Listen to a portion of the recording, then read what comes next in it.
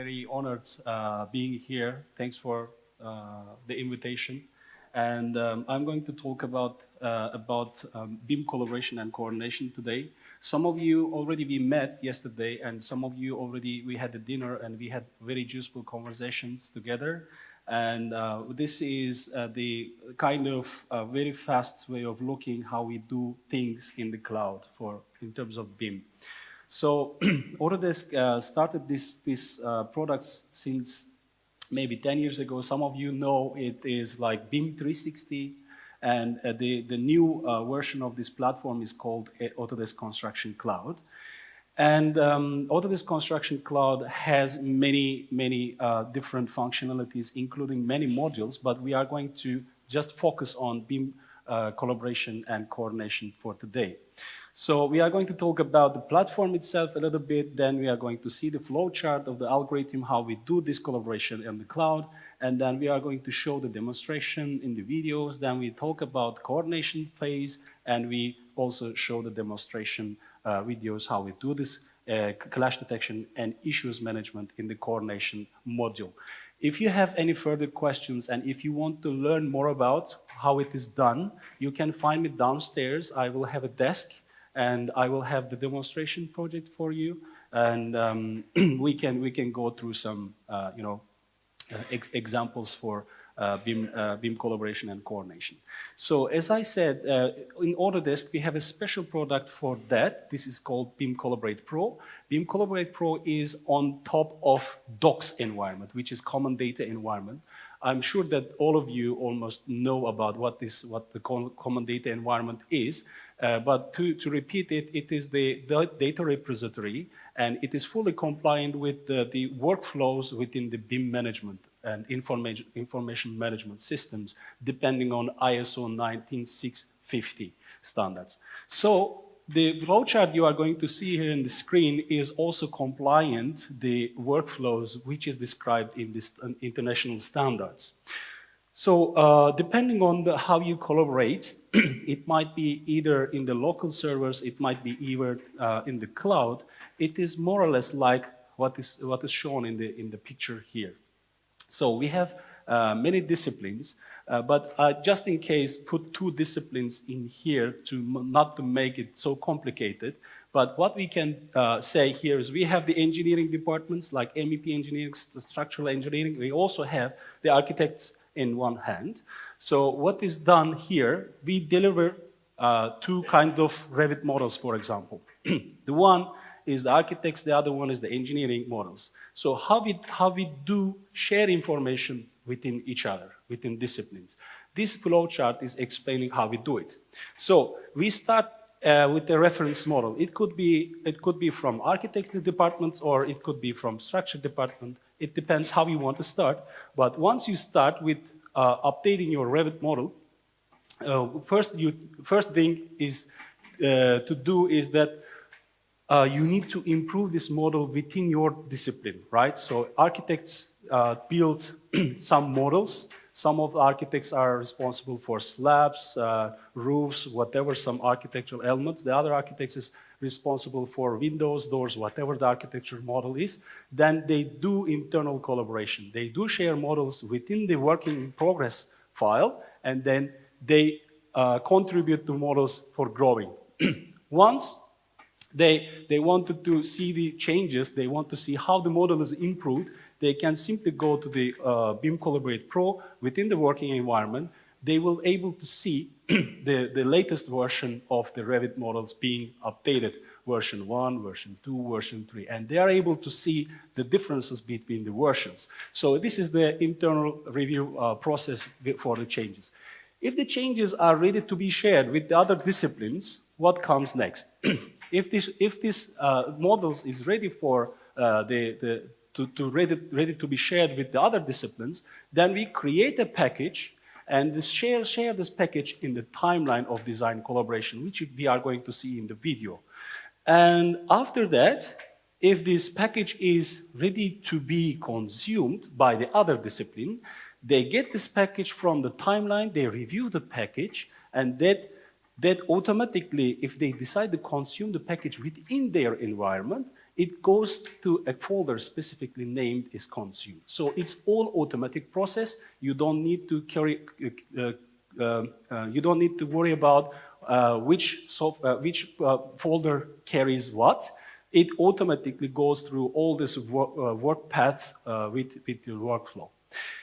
Then, if the package is ready to be consumed, then it is linked, the model which is shared, linked to architecture department's model, and then we have a federated model ready to be worked in the architectural side. Then, this linked model is worked in the architecture working environment, working progress design, and then it is ready to be published in the team space. So everybody in the same team will be able to see what's changed so far. So it's a very transparent system and very structured system that everybody can collaborate in their own working environments. Then, if it is ready to be published for the other disciplines, the same cycle starts. If they are ready to share, they create the share package and go back to the shared environment. What happens if it is not ready to share? Let's take a look here. If it is not ready to share within this working environment with the engineering department, for example, they go and add comments and markups in digital environment. For example, this column needs to move, for example, 20 centimeters to the right, to the left, whatever the comment is. And everybody in the working environment will be able to see what the comments and what the markups are, and you're also able to issue some tasks for the people in your environment. So it goes back and forth this way, and it is all structured. So here's the example. More graphically is explained. So we have teams, separated architects, MEP, engineers, whatever. We have work in progress environment within the parties. Any party is able to work in their own environment and not able to see the other environment to avoid confusions. Then, if the model is reviewed by the leaders, team leaders, and if the model is ready for sharing the other parties, then it will be shared on the timeline. Let's have a look at the video. So this is the one model which is called design collaboration. Now we are seeing this model from the eyes of the structure engineering. He's going to create a package. So he's picking what the package will be having inside the content. It could be anything like calculation documents, it could be presentations, could be PDF files, could be Revit files, etc. And then asks for the package naming and package description, the content, and it is shared in the timeline, as you can see. So once the structure team shared this information with the other teams, now we are seeing it from the architecture way of point of view. Architects just explore this package and see if this structure model is ready to consume in their architectural model. Then they decide to consume and get it there consumed folder automatically, and then that just go to Revit and link this model from the cloud. So there is no upload, no download, nothing. You just do it, everything in the cloud. And you don't need to worry about the confusion in the, confusion in the foldering. So, yeah. Let's talk about the model coordination workflows. So after the collaboration, we store every single data, every single model and drawing in cloud environments. So this cloud data is ready to be aggregated or federated in the coordination spaces. So what we do is that, as you can see, there's the disciplines, architects, BIM manager, coordinators, etc. They are all providing models to the cloud, and all this information is stored in one central location, which is very easy to find, okay? So what we do is that we create coordination spaces. So coordination spaces could be even internal within the team or external with the other disciplines. For instance, if you want to check the clashes between the architecture department models, for example, the slabs, the stairs, and the columns with the doors, whatever. So you can do it internally or externally. Here in the example, it is shown how the external coordination is done. So each and every model is being stored in the coordination space here, and there is an automatic clash detection works in the cloud environment. So you don't need to worry about the clashing in Navisworks. So in some cases, the people take this information from cloud, download it there in their local environment and do Navisworks clashing. It's also possible, but you can do it in a fast way in the cloud as well. So they view the clashes, and then they decide if the clash is a real clash or is a problematic clash, then they create issues. If the clashes are not an issue, they just simply go and click, it's not an issue. So it won't be visible in the clashing list anymore because it doesn't want to create confusion. And all this workflow is also provided by International Standards Organization. So if I can resolve the issue, for example, if the issues are related to architect's team, the feedback could be from the BIM manager or BIM coordinator. Then the issue is assigned to the architects, and then it could be single person in the architecture team, or it could be the architecture team as a whole. And then you can also create issues and assign them due dates to have a better structured visibility on the project. And then you create your meetings in the platform as well. It allows you to create meetings and follow up meetings in the same common data environment, and all this information stores in the same environment and goes the cycle once again. So upload the new model, check the resolved issue, assign the issue, and then have a coordination meeting and do the cycle again and again. So let's have a look how the clash detection is looking like in the cloud environment. So this is the place where we create the coordination spaces. It's a model coordination module.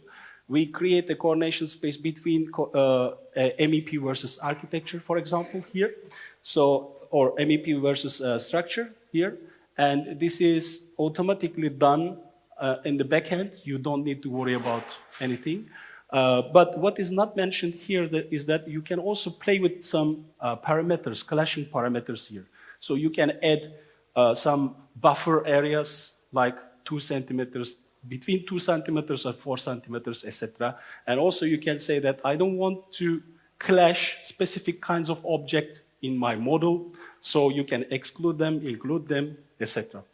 So once the issue matrix, clash matrix is created, you can click on one element in the matrix and you can visualize this particular clash, and then you can go and open an issue for your colleague.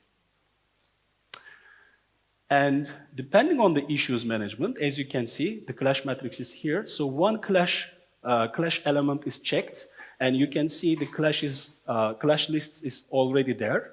And in particularly you can select one clash and you can assign the issue for the related person. It could be for structure engineer, it could be for MEP engineer or architect. This person will be notified automatically by the system with an email. And once they receive this email, they will be able to see where the clash is in the cloud environment. We have two plugins. One is for Revit and the other one is for Navisworks. They are called issue add-in. So all these issues created on cloud automatically will be reflected in your software.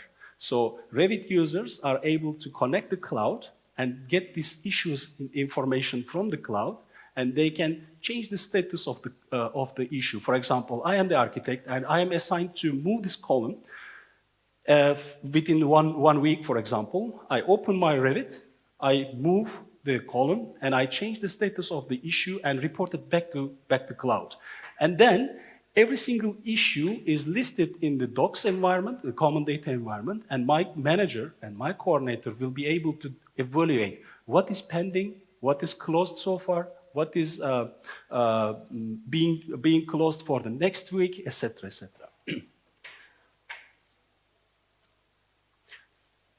Yes, this is the place how we deal with the issues. So you can also change the status and then change the related person from the cloud. So it is two-ways activation. So in Revit, you can also see the issues. In Navisworks, you can also see the issues. In Navisworks, you can create issues and send it back to cloud. So it's both-way communication. So these are the supported files that we can do aggregation and clash detection on the cloud. Some of them are marked with the stars, and the explanation is from below. You can see. So we can do some stuff for Revit, IFC, DWG, the XF, NWC cache file. NWD is just recently added. NWF is also, and some other parties that could be utilized for clash detection within the model coordination. So thank you very much for listening to me, and I'm hoping to see you downstairs.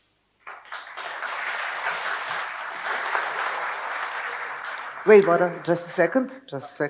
I have a question for you. Yes, Model coordination tools are already very advanced, but can we expect some improvements in the near future, such as implementation of VR technology in a coordination environment like Autodesk? That's a very nice question. Thank you.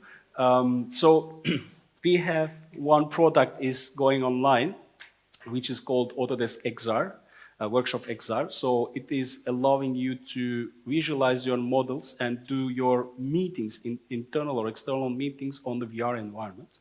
So what is bringing with this product is that you can coordinate your meetings, and you can have your stakeholders in the virtual environment, and you can create and discuss issues. So imagine that three of us wearing the headsets, and we are virtually here in this location, and we are talking about this lighting, we are talking about this air conditioning systems and columns, etc., etc. And you have this remote controls in your hand, and you can point out something, and you can just click it and create some issues as we show in the video. That sounds great. Yes. Thank you. Yes. Imate li vi pitanja za Boru? Ok, nema. Right. Ukoliko imate pitanja, Bora će biti dole sa svom prezentacijom, pa možete porazgovarati s njim. Thank you, Bora. Thank you. Have a seat.